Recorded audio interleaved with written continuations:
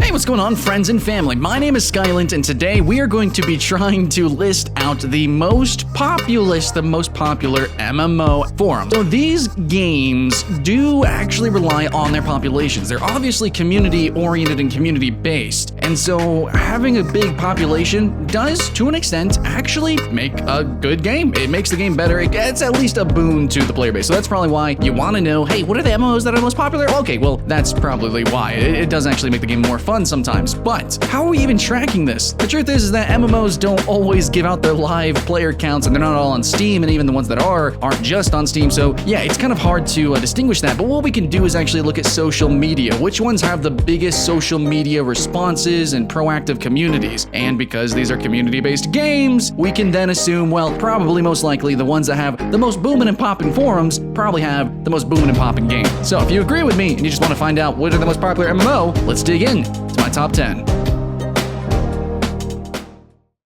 Alright guys, so starting out our list at number 10 here, we have Black Desert Online. Now we're actually tracking this from Reddit here. We have 82,430 subscribers to the subreddit, which is of course the front page of the internet. They're one of the most talkative forums, but also I know from Steam charts and also from the Discord, Black Desert Online is pretty popular. I mean, just walk out and talk to people. A lot of people will just be like, yeah, I casually play some Black Desert Online, or they'll say they straight up taking their life. So Black Desert Online is a game that just consistently has people logged on. It's just one of those games that can steal your life away. It's also a game, because it is a pseudo sandbox, there's lots of different ways you can play. Also graphically, mechanically, it's explosive, it's pretty, it's actually a gorgeous game. So a lot of people just want to see what is all the fuss. Look at these trailers, this has got to be an amazing game. And honestly, it's way more niche than people realize, but regardless, by the time they realize that maybe this wasn't the game for them, no, they're already stuck in it, actually. It has become the game for them. It has become what they need it to be, because it's a game that allows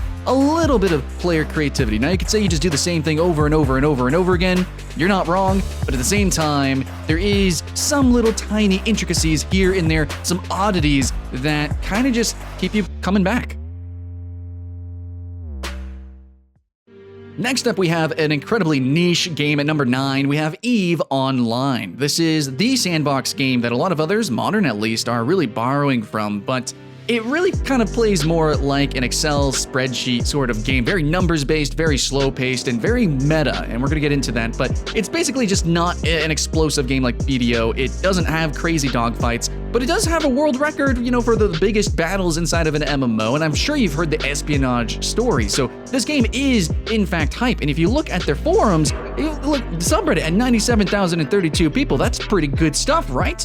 But EVE Online actually has a pretty big fluctuation of its player base sometimes. So there's big battles, epic, and then, most of the time it's a really slow-paced gameplay. So a lot of people don't understand how is it so popular. I mean, it is like this really targeted type of game.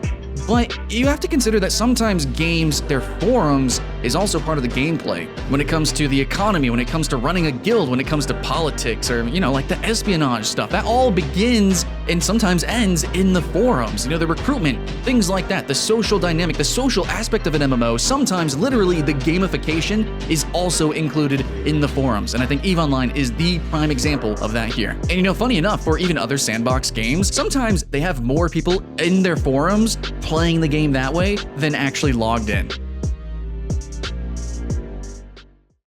And now at number 8 here with 124,751 subscribers on Reddit, we have RuneScape. Now, RuneScape is another oddity. Now, it is actually a popular game. We do see it high on Twitch. We do see it, obviously, their forums. A lot of people talking about RuneScape, playing RuneScape too, but in-game, it is fragmented. So you could debate if it should be higher or lower, because it does have different versions of RuneScape. They've even tried like some weird offshoots like Darkscape, and that failed. But basically right now we have RuneScape 2007, and then we have the new RuneScape 3, what have you. So yeah, a little bit fragmented, and also at the same time, it's not that crazy popular in-game compared to what its forums are going to say, because RuneScape is almost like a meme, actually. So kind of similar to EVE, how people play the game through the forums, RuneScape is more like people use it as a social anchor. So they might even just jump in and just kind of talk in the game. Or like on Twitch, RuneScape was the IRL section, essentially, before IRL existed. Like, people would just log on to RuneScape and then just kind of talk with people, and it's like Chatterbait or something. Like, it was ridiculous. So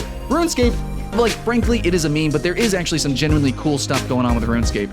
Now, there is a lot of systems to keep you inside the game, the grind especially, but I think if you just want to jump in and do the quests, it's actually the best quests in any MMO ever, and every time I say RuneScape, I have to mention that. I love it to death, even if you just won and done it. You know, if you did it back in the day, if you want to come back, if you're new, it's still genuinely pretty cool.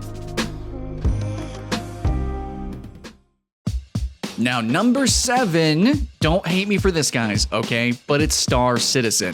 This has 127,780, so just barely beating RuneScape. But the special thing here of why you guys will hate or love me is the fact that Star Citizen isn't, like, really playable yet. Debatably, is it even a game? Star Citizen is a crowdfunded, and it's like the biggest crowdfunded game out there that is promising to be a big space sim MMO. And I mean, we're at the moment, though, is it really a game? I mean, it's more of like a showpiece for certain technologies, which these technologies aren't entirely new and engrossing. It's just the fact that this game is trying to do everything that it possibly can, which is why it's taking forever to come out, and why people are worried that when it does come out, it's just going to be totally broken. So there's a lot of worry, there's a lot of toxicity surrounding this game, but it is really popular because it's really fun to talk about what this game potentially could be. So even if it's not an actual playable game right now, since MMOs are community-based and you can kind of gamify the forums, debatably, well, Star Citizen's going to be our number 7.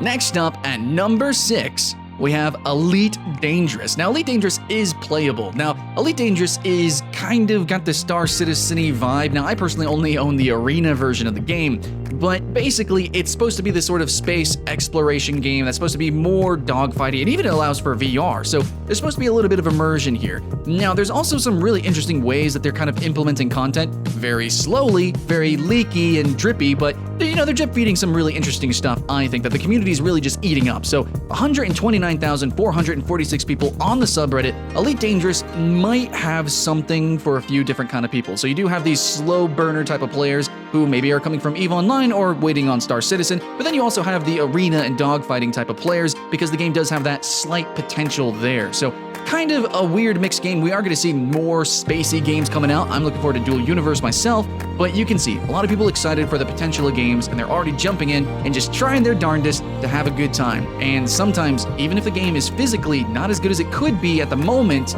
riding the wave with the community can be worth it. Cool, guys, we made it halfway. Thank you so much for joining. But number 5 is going to be Elder Scrolls Online. This shouldn't be too surprising. This should be pretty high up there, especially considering the multiple platforms and, you know, branching off of the Elder Scrolls universe. So I think a lot of people are definitely coming from the consoles, and it's a very console-friendly game, but 153,050 subscribers on Reddit. Elder Scrolls Online is something that is very populous. Also, one thing to keep in mind is that while I am talking about most populated games based on numbers on forums, sometimes the games, like, yeah, the numbers might go up and down, but even if they are super popular, they might not always feel that popular, but I feel like Elder Scrolls feels pretty good. Now, it's actually kind of built almost like it's very solo-friendly. The quests directly conversate with you, open dialogue, it's, you know, AAA quality, but as an MMO, it can be awkward, actually, how many people you see around you. You know, when you have the legendary sword trying to kill this one creature that only you can kill, but then everyone else has the legendary sword around you, killing the thing. It's, you know, a little bit immersion breaking, but, you know, in terms of open content and social content, especially that PvP, Elder Scrolls Online, oh baby, you are gonna feel the population. Now we're into the big bad 4 with Guild Wars 2. Now, Guild Wars 2 is probably going to have a little bit of a surge of popularity. I think, you know, games don't exist in a vacuum, so whenever an MMO fails, people kind of move between games, and Guild Wars 2 is a game that everyone just can always come back to forever. So at 179,800 subscribers, Guild Wars 2 is a pretty popular game. Not only that, but to me personally, it is the lighthouse of all MMO. It has some of the biggest, most massive content out there. Really big world versus world versus world gameplay, PvP. Could be better, obviously. Open world questing, again, you know, light, but still it's there, it exists. And really what it shines at is giant freaking boss battles in the open world. I really want more of those. But basically, Guild Wars 2 does a lot of different MMO content, where some games might have one thing or might have this thing. Guild Wars 2 does a whole lot of it, and it does a whole lot of it pretty well, and it's very massive, and you are going to feel that social experience, especially with the mega server system, and again, those open events, whether they're giant kaiju or the little quests. I think it's fair, and I think it's really fun. I could definitely see why it's so popular, especially with it being a free-to-play into a box copy, or you can even have the optional subscription. I really appreciate its monetization, and I think many people obviously do as well. Hey guys, now we are at number 3, Final Fantasy XIV. Now, this game, very surprisingly, came back like a phoenix from the ashes, right? We all know the story. So Final Fantasy XIV launched, it was garbage, and then they had to like remake the game, called it A Realm Reborn, and then from there, it actually turned out okay. Now, personally, the early game is garbage, but like, if you can actually sink your teeth into the game, you get the RP factor, you know, the graphics, everything is nice, the social environment of the raiding, you know, the guilding, the hardcore endgame that this game has, well, you can see why it's competing now with the other big hardcore endgame game being World of Warcraft. So Final Fantasy XIV is a little bit more niche. It doesn't have quite as much to offer like you would see in something like Guild Wars 2 or World of Warcraft, but what it does, people would say it does really freaking great. 179,931 subscribers on the Reddits. There were probably a lot of people talking about the story. They're actually talking about the new updates. Everyone always talking about balancing because it is a hardcore game, but you also do have that casual RP audience. So you get this really interesting mix of people doing cosplays, a very beautiful, gorgeous game, and of course people loving just the music and the overall production of and special uniqueness that comes with a Final Fantasy product. Alright guys, and I am so sorry to do this to you, but we actually have a repeat offender here. Kind of, sort of. So RuneScape was already on the list, but we actually have to put 2007 Scape. Old school RuneScape, guys, at 219,436 subscribers. That's a lot, dudes. It's a lot going on. And so this is weird. So RuneScape as a whole, you can actually just go to the RuneScape subreddit and, you know, talk, chat, you know, chill chat. It's good stuff. But 2007 Scape is the specific RuneScape 2007. RuneScape is split in two, and you might say that's cheating, that they're the same game, it's the same company.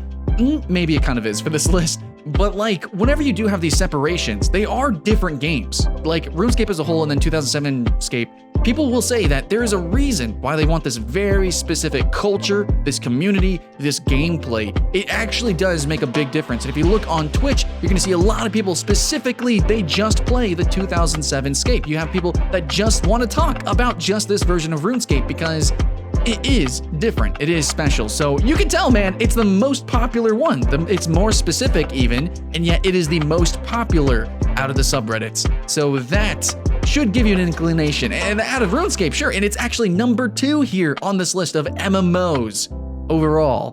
That's crazy. And I think that shows you something of how hardcore communities can be and how important that community really is. And lastly, guys, I think we all saw this coming to an extent. World of Warcraft has 648,680 subscribers. That's like triple of what number 2 was, and it is the freaking World of Warcraft. Now, WoW, this is /r WoW, by the way.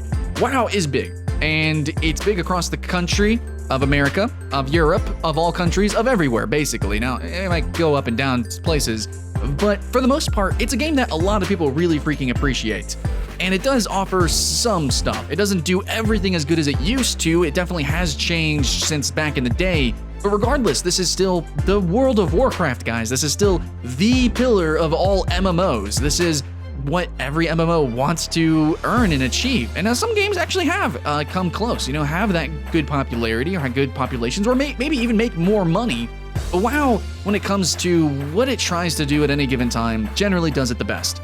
Endgame rating, the amount of content, the quality of content, it's there. It used to be like the biggest open world PvP game, and it used to do this, it used to do that, and things have changed, and they're trying to come back and do nostalgic servers, and they're trying to do open world PvP again. So whenever they try to do something, I definitely normally root for it, and a lot of others do as well because, well, just history has shown that whenever they try to do something, they do it good. Blizzard is a pretty great company, and WoW has just consistently, or all their games have just consistently, in the end at least, delivered. Might have some, ups and downs, but in the end, there's a reason why people come back to the World of Warcraft.